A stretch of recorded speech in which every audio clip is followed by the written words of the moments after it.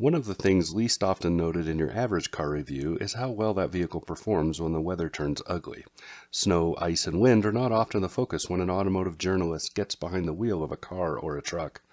At the annual Rocky Mountain Redline winter driving event, however, we got the chance to take a handful of vehicles out onto the snow and ice and in heavy winds and do just that.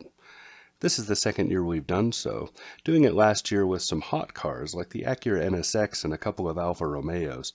This year we had more everyday options, which was even better, because normal cars actually become fun machines in conditions like this. And it's informative. Here's what we learned about each vehicle in attendance when it comes to snow and ice and how they can be controlled.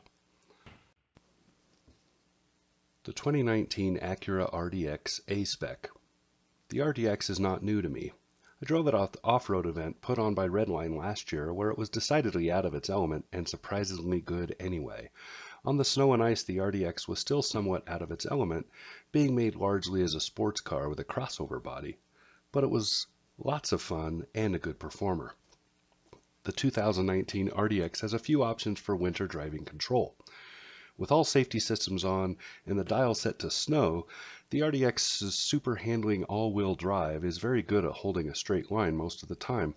Its handling is predictable, but a steady foot on the throttle is required as the turbocharged 2-liter engine is jumpy and eager to shove out its 272 horsepower to the wheels. That came into play as another fine item when all bets were off. Sport Plus mode was engaged and the little engine was allowed to open up for the slip, the slide, and the drift on the snow and ice.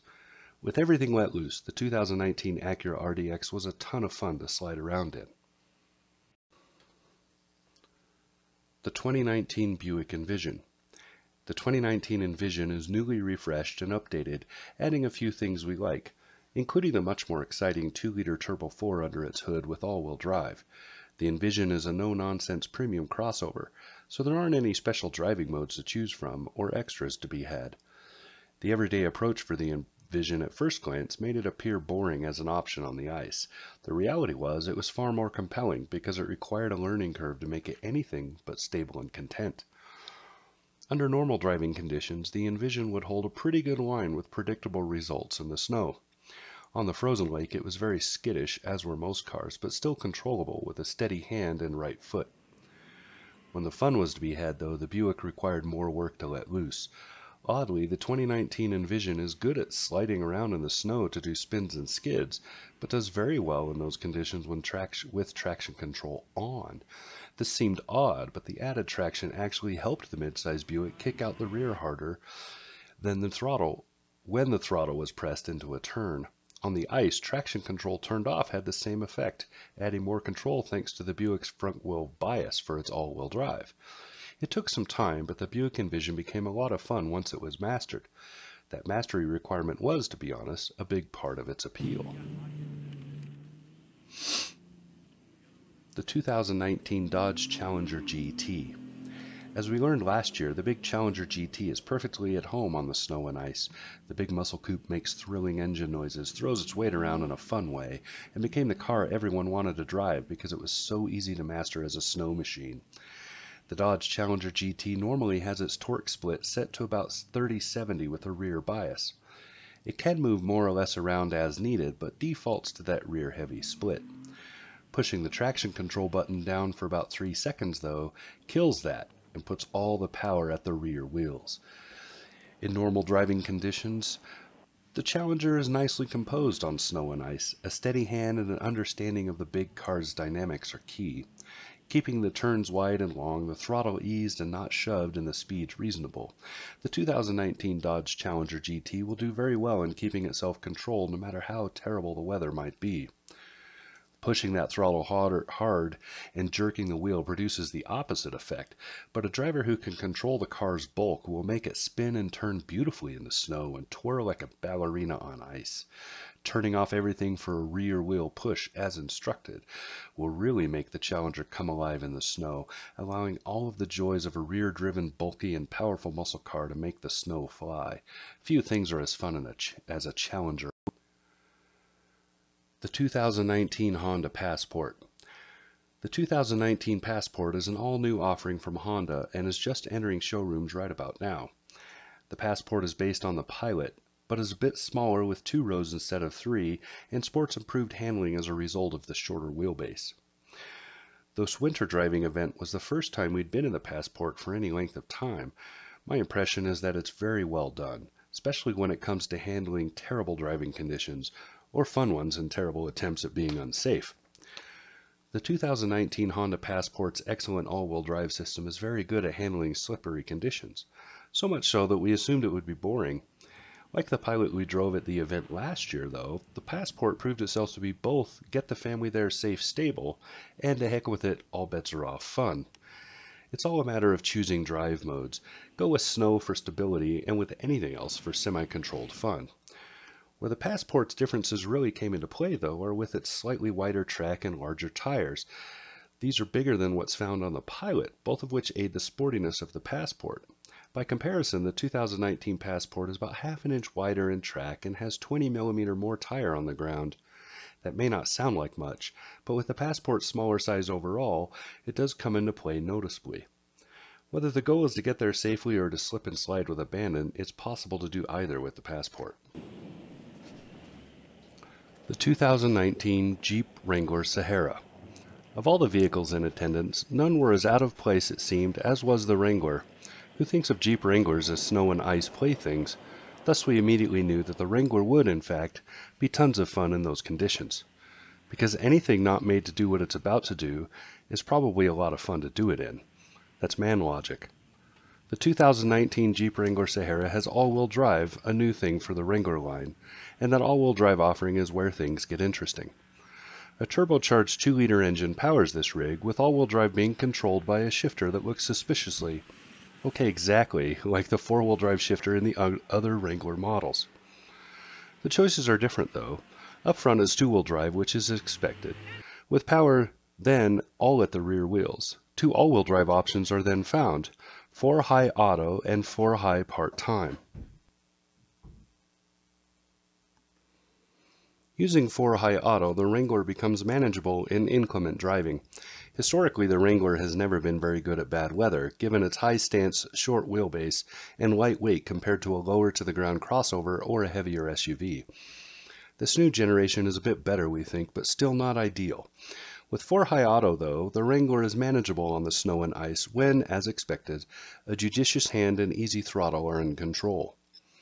Forgetting those last 2 elements and trying 2-wheel drives, which sends power only to the rear wheels, the Wrangler became very hard to control on the snow and the ice. Almost impossible, in fact, with 180 and 360-degree spins becoming the rule instead of the exception. Putting on 4-high part-time, though, changed that. This forces a 30-70 front-rear split for the torque, and that, my friends, is where the fun is at. This gives the Jeep just enough traction control to hold a straight line when asked, but enough offset to really allow some snow throwing and ice sliding to commence. Drifting and spinning are completely controlled by the driver, making for some seriously awesome good times. The 2019 Mercedes-Benz C300. This was an unexpected entrant into this year's winter driving event, but one that was much appreciated. Mercedes brought the little C300 coupe, and to no one's surprise, it was a fun, easily controlled machine, whose 4MATIC all-wheel drive did exceedingly well for all the slipperiness we threw in its way. This was also, for me personally, a second time with the car, after a week with it as a daily driver. The C300 received a few updates this year, not the least of which was the move to a 2-liter turbocharged 4-cylinder and a 9-speed automatic transmission, for 255 horsepower of output. We like this base configuration for the C-Class, especially if the goal was to stay stable on the snow and get crazy on the ice. With all safety systems on and active, the 2019 C300 does well in keeping its 4MATIC tuned to maximum traction.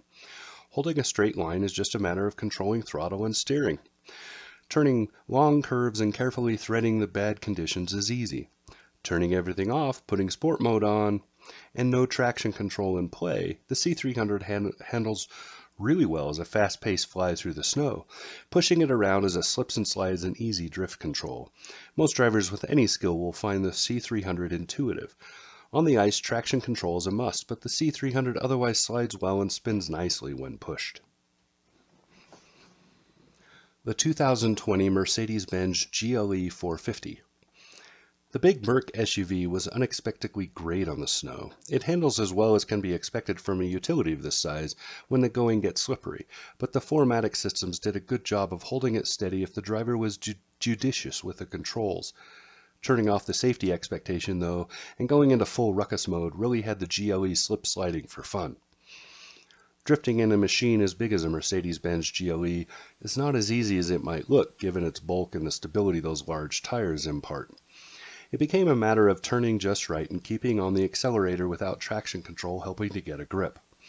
Controlled slides in the snow and slush were very fun to do once that short learning curve was mastered. There's a lot to be said for a big luxury SUV when driven for fun, and the GLE really exemplified that. The base 3-liter Turbo 6 was more than enough to make all this a good time. The 2019 Toyota RAV4 Adventure. Toyota has completely redone the RAV4 for the 2019 model year, and it's immediately apparent. Not only does it look very different, but the RAV4 Adventure grade also sees some changes to its capability outside of just those looks. Compared to the RAV4 we drove last year, which was a lot of fun, the 2019 RAV4 added the goodness of better driving modes for the off-road experiences we were having in Winter Park, Colorado.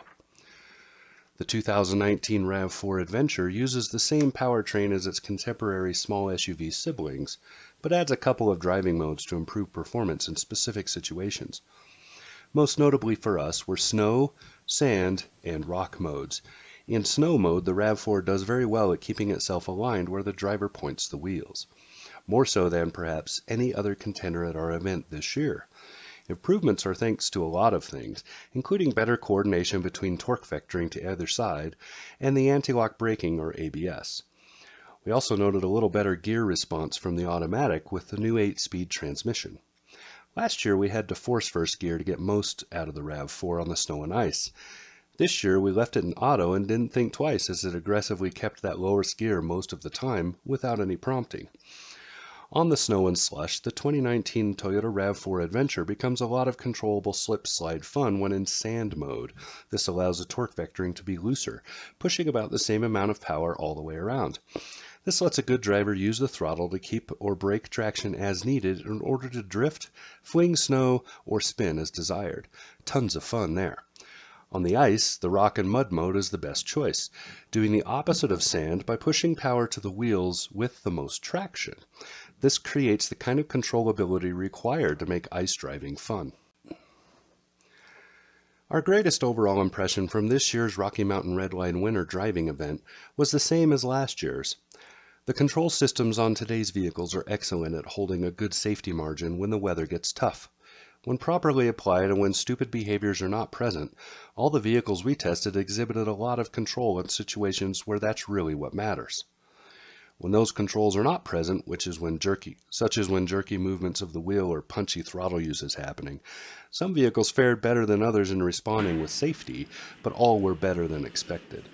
Turn off the safety and turn on the fun times and these vehicles still performed with lots of fun factor. Our controlled situation allowed us to really push limits for slides, drifts, spins, and fun. In a snow-covered parking lot in the winter day sun, we threw white stuff around like Colombian dealers on a holiday, and on a frozen lake in the windy mountain pass, we made ballerinas out of the four-wheeled machines at hand. It was a great time.